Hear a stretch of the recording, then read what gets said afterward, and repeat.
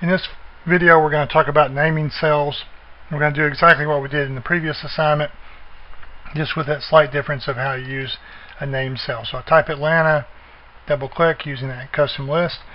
Now instead of doing my revenue as cell D2, so what I did in the past was equal D2 times D6, and I lock down that D2. Rather than do that, I'm going to name this cell.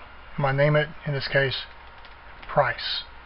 And the reason I just hit enter. So to make sure you saw me explain what I'm doing with this, I click in the name box. I escape to get out of that. See where it comes up there, the name box. And just whatever I want to name it, price, hit enter.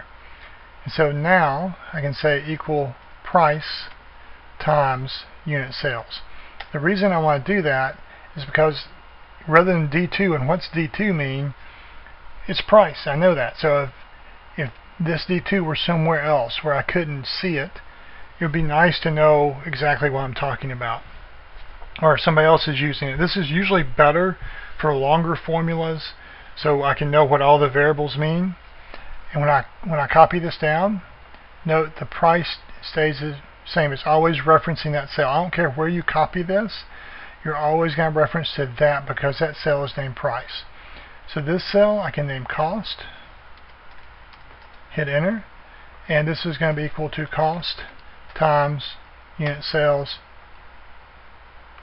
copy down.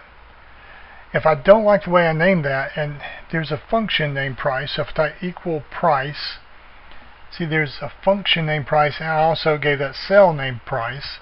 I don't like to have those the same. Excel will allow it, but I don't like to have that. So from the Home tab, I can go to Formulas, and there's something Name Manager. Name Manager allows me to create new if I want to. It's faster to go to this. Or Edit. I don't like editing through this point, so I'll just highlight Price, Edit, and I'll call that, let's say, Unit Price. I think that's more descriptive. So you want a descriptive name, but you don't want too long. There's always a tension with that. Okay, well if I want to call that Unit Price, I probably want to call this Unit Cost. And okay, so I'm done with that. And see, that automatically changed to unit price and unit cost right there. If I were to copy this over, so if I do Control C and copy over here, it's not referencing, let me get this, the appropriate column width.